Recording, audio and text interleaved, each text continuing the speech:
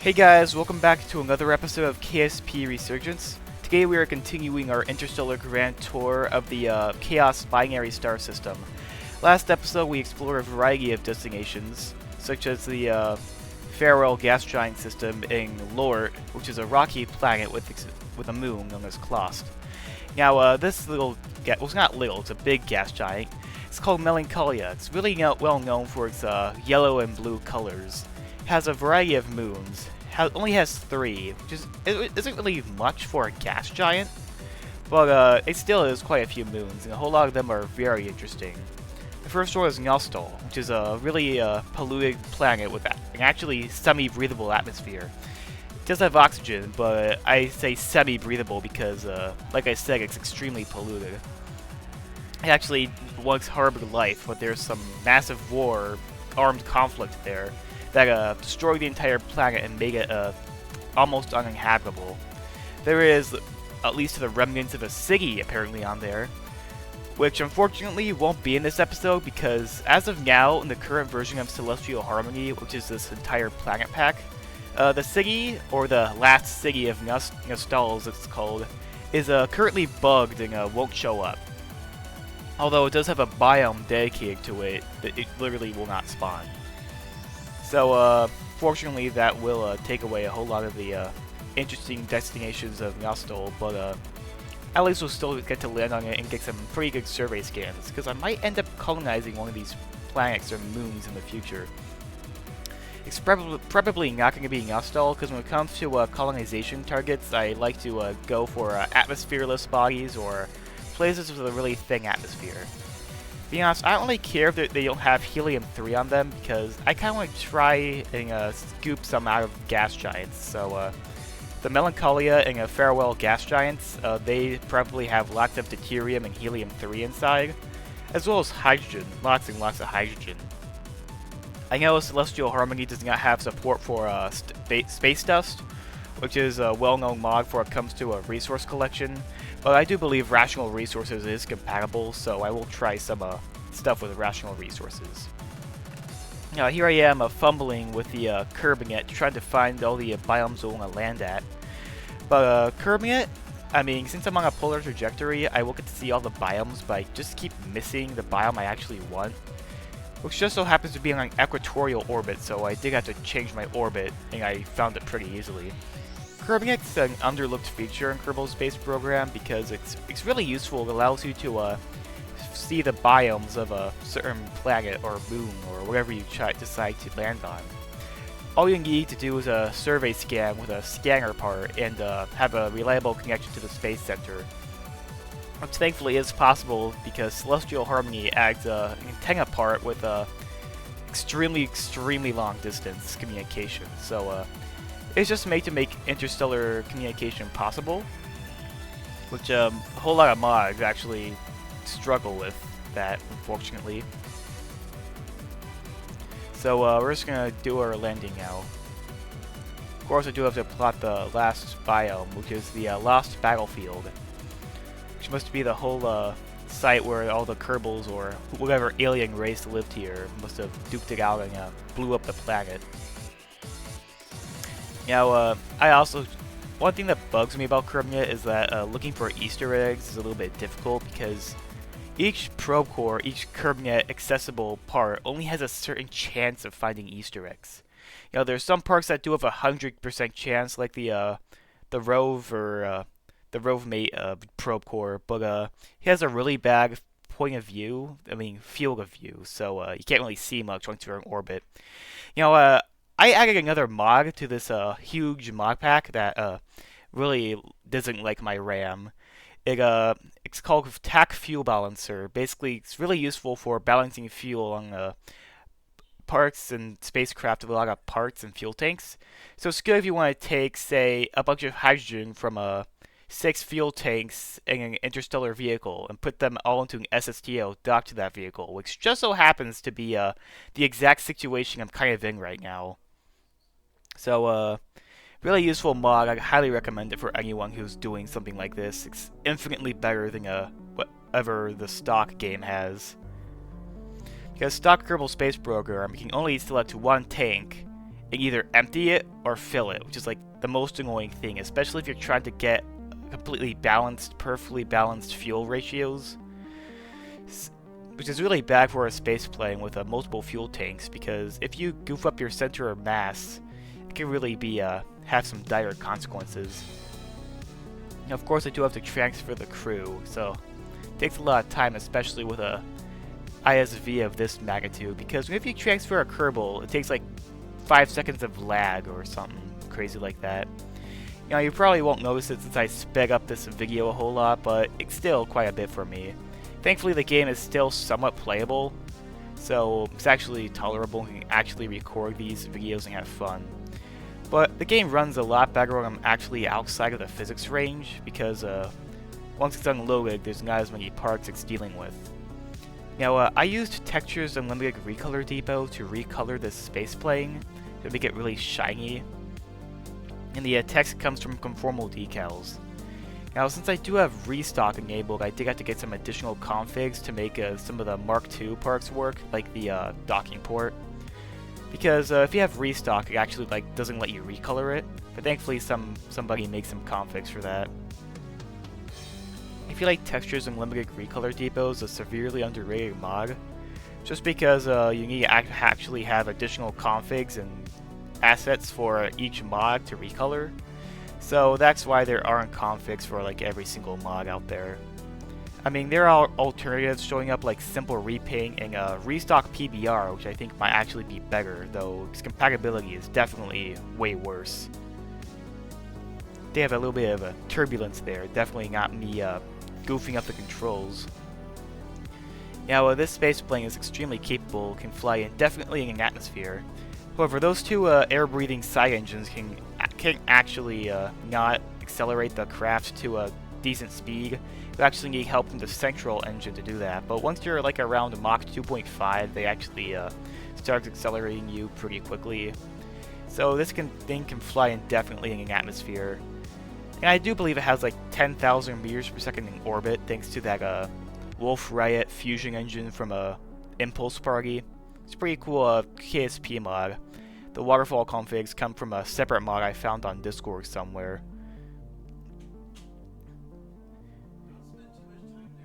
So, pretty great mod. I would highly recommend it. Should probably get back to the mission at hand here. We're landing on Nostal now. It's a very, very barren wasteland with lots of dunes, and all the lakes are very polluted. They're literally called the dirty lakes or filthy lakes. I can't remember the exact biome name. Now, thankfully, it does have a pretty thick atmosphere, like 1.1 atmospheres, so landing here is not a pain. I actually do have a huge backlog of footage, so I do know that this space plane can land on much thinner atmospheres. In fact, I did land on a moon, or more of a planet, with 0.3 atmospheres, and it actually landed really well. So who knows, maybe it can land on much thinner atmospheres. But the gravity could also play a part, because the thin atmosphere place I was talking about also has a somewhat low gravity. Now, I could take the helmets off on the Kerbals, as you saw really quick there. But I don't want to, because this place is super polluted, so I do not want these Kerbals catching cancer or getting lung disease. So for that reason, they're going to keep their helmets firmly attached, and they'll leave them on. Now, a weird thing with my SSTO, call it a design mistake or a intended function. The Kerbals have a hard time grabbing the ladder when they get off, so they just fall down and just break their legs. In lower gravity places, that's not much of a problem, but here, where the gravity is like the same as Kerbin, it's a minor inconvenience. Now, of course, getting back on the space plane is no biggie, because the ladder is perfectly fine. You just have to do a little bit of extra climbing. I do have to type something very poetic in the plaque. If you pause to read it, you can see what I typed. Anyway, of course I have to get the Kerbals back inside, because we don't want to leave any stranded Kerbals behind. I always make sure not to strand my Kerbals. If I'm doing a one-way mission with them, it's always going to be like some kind of self-sufficient colony. Well, I shouldn't say self-sufficient because I don't have any life support mods. I guess what I mean by self-sufficient is that it can make like more rocket parts and stuff, or it's just somewhat comfortable. I remember one time I had this Kerbal stock system playthrough, and I had a Mingmus colony that was there for over 100 years. Thankfully, it was pretty big and quite comfortable for the Kerbals, so I'm sure they had a great sanctuary living there. Now, this isn't the last you'll see of Nostal. We're actually going to visit another biome, that being the last Siggy. As I previously stated, there is no Siggy because it's currently bugged. But I still want to check it out and get some science. Now, I do believe volumetric clouds... I think the volumetric clouds configs for this planet... I mean moon. I keep saying planet when I mean moon. I mean, volumetric clouds really makes Nostal look amazing, especially how they're a different color and like the cloud pattern. It just looks amazing. I really like the way KSP looks in 2026. I mean, it does take a massive hit to your performance, and like it takes 5 hours for the game to load. But it still looks amazing. Now, I did fat finger the time warp a bit, but thankfully we didn't explode. It did take me a while to regain control, but thankfully the Helium SSTO, as it's called, actually it has a lot of control, can regain control really quickly. Those two air-breathing engines have a lot of gimbal too, so that's a pretty big contributor. Oh, and also, if you do want to try flying this space plane yourself, I have craft files for almost every significant craft I've ever flown in this YouTube series on my Discord server. There's a link in the description of this video, so if you want to join, that'd be really nice. Also, I do have a Google form for Kerbal applications, so if you do want to have a Kerbal to represent you to go on missions to far-flung locations and hopefully not die, then you can fill out that form. I believe the link should be in the description. Besides, I like having my viewers as Kerbals instead of just hiring some randoms from the astronaut complex. Now, the last Siggy doesn't seem too much different from the other biomes. I actually spent a whole lot of time looking for the actual Siggy off camera. I didn't actually upload that footage because it's not really important to the rest of the video. Eventually, I decided to ask on the Discord for Celestial Harmony about where the Siggy is, and that's when I learned it was bugged. I'm not going to do a full EVA here, just because I want to save time. I'm only here for science, and nothing else. Of course, I have to type something poetic on the plaque again. We've done everything I want to do on Nostal, so I'm going to take off and get back into orbit. Now, Melancholia, the gas giant, has a couple other moons that are pretty interesting. I'm going to talk about them. The second moon is Glacier. It's an icy moon with lots of cryovolcanic activity, and I will be landing on that moon this episode. The third and final moon is Arch. It's known for being very, very large. Well, it's not large, but it's very dense. It has 0.8 Gs of gravity, so it's comparable to Tylo from the stock system. Thankfully, I do have a heavy lander that's capable of landing on it, with quite a bit of fuel to spare. It's powered by lithium engines. This whole grand tour is possible with these high-efficiency parts. And, to be honest, there's one part that I'm relying on a whole lot. It's the power fuel cells from Stirling Systems. They use alkali metals and oxidizer to create a lot of electric charge really quickly. Saves me using a lot of big nuclear reactors just to power them. It's a really, really great addition from Stirling Systems. In fact, if it weren't for those power cells, I doubt this mission, at least in this form, would be possible. Especially with those heavy landers. I mean, with like lighter craft, it might be possible for like lighter moons, but for like really heavy stuff like Arch, you really need as much thrust as you can get.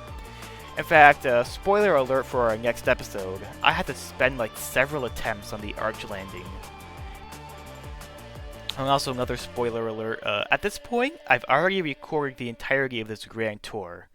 It's just all about editing the videos and releasing them. Of course, the game freezes up for like several minutes when I load up the craft. It's not actually several minutes, I'm just exaggerating. It's more like a few seconds. I don't want to scare too many people on modding the game. Now, of course, it's time to dock the actual space plane, but I accidentally opened the cargo bay. Now, docking is not too difficult. You just have to make sure everything's aligned properly. And I've still got many rendezvous and docking in this series, but I don't cut them all out just because I do actually want to make sure I'm actually show some, because I mean, it's little moments like these that make up a whole lot of the Kerbal Space Program gameplays. So cutting them out, if you cut a whole, I mean, there's only so much footage you can cut out before there's no footage together. So I don't want to cut out too much of the video. Anyway, after a little bit of bumping with a docking port, I actually managed to get this thing docked. I really do like the setup we have with Excalibur. It has lots of docking ports for all different sorts of landers and expansion ports for any mission packages, which both of them are currently in use because I forgot to put lithium tanks and communications on this spaceship. Thankfully, though, it's just a little bit of a couple of launches to get those resolved. After this mission, I'm probably going to refuel this and use it again, because spoiler alert again, I didn't actually have enough science to unlock warp drives after this, so I will have to be using Excalibur a little bit more, which I'm pretty much glad about, because I don't want to do one interstellar mission and then have this entire vehicle be completely obsolete. So maybe that was for the better, but next time I definitely will be packing a lab, because I feel like the science rewards are like way too low for this. Of course, I do have to make sure I'm getting a counter with my next moon. Now, since I've already done all the landings in the system, I kind of want to do a tier list of all the Celestial Harmony bodies there are. I think it'd be a really fun thing to do to release like in the middle of the week. I mean, I feel like my current schedule with uploads when it comes to weekly uploads is pretty good already. But I kind of want to have some things scattered in the middle of the week just to kind of have some more content and keep people entertained while they wait for Saturday. Now, I'm doing a polar trajectory on here just because I want to get a survey scan, because I might be colonizing this place. I mean, Glacier is very similar to Creek and Krob due to its color appearance. In case you didn't know, Creek and Krob are the other two moons I've colonized so far. So maybe I won't colonize this place, but I must say the Cryo volcanoes are really, really good looking. In fact, I'd say one of the best looking parts of this entire planet pack. I mean, Celestial Harmony has some really attractive and really beautiful planets and moons to visit. In fact, I'd say it's one of the best mods of this era in Kerbal Space Program. You know, I remember like a couple of years ago, like Kerbal was the only planet pack that like people were playing because it was the most up to date and the newest at the time. Now we kind of have an influx of Kerbal Space Program planet packs, like we got Promised Worlds, KSS2. I really want to try it out, but as of now, I kind of want to wait for those mods to get a little bit updated more, especially some parks mods, because I've been talking with some other mod developers, and we kind of there's a whole lot of development going on. And I kind of want to wait until some mods are done with development before I can start a new series, or at least start like my big super modded series. I need to have a filler one beforehand. Now, if you're an old KSP player and been around for a while, you've probably heard of a KSP Interstellar Extended. It was like the go-to far future technologies mod back in the day, but nowadays it's just really dated and somewhat buggy. I actually tried it out, and I actually do like all the variety it has. It has thermal jets that can have variable ISP depending on which reactor you pair it with. So it can have like decent ISP with a nuclear reactor, but can have like way more if you use antimatter. It also has lots of different propulsion systems, varying from nuclear saltwater to dataless drives to antimatter propulsion, and even metallic hydrogen, which is something that was going to show up in Kerbal Space Program 2 before it was yellered by Take-Two. Now, I don't want to try a mod pack with KSP Interstellar just because of how old it is and how it doesn't synergize well with far future technologies, for instance. But I actually have listened to some conversation on Discord about some plans to make reconfigs for it, which I'm actually pretty hyped about. But this is all conversation on Discord, so it may not actually happen. But just a cool idea. And who knows? I might do a retro KSP playthrough with like older mods, like beyond, like After Kerbal or Beyond Home, with KSP Interstellar extended. I mean, it won't really be up to par when it comes to beautification mods, but it'll still be pretty cool. Cool idea with a retro KSP Let's Play. Anyway, I should probably get back to what we're doing on screen. Of course, I have to get science, and we actually did arrive at Glacier and get all that beautiful science, but now we actually have to land on it. Now, Glacier actually has a really, really thin atmosphere, so I can't time warp all the way down. Now, here are those cryovolcanoes I was talking about. Let's say they look really nice. If you actually fly through them, you can see little particles floating about, like little flakes of ice. Now, of course, we got a lot of parallax scatters loading as we get closer. Eventually, we do touch down on a pile of rocks. Though I didn't like this landing spot, so I did do a little hop just to get to a more clear spot, devoid of parallax scatters. I almost crashed it, and I was afraid I was going to have to load a quick save, but thankfully I was able to touch down nice and safely. Now, I really liked the way Glacier looked, so I did a whole lot of screenshots here. I mean, I really like it when you can screenshot farm for stuff on planets and moons because they look so good. I mean, there's so much going on in this single spot. You got cryovolcanoes, you got cool ice spikes, you got Melancholia and Nostal in the background. Of course, you got the lander and the Kerbals too. Going on a full EVA here. Now, I really like Glacier. I might want to colonize this place just because of how good it looks, but I will have to reference the resource distribution again.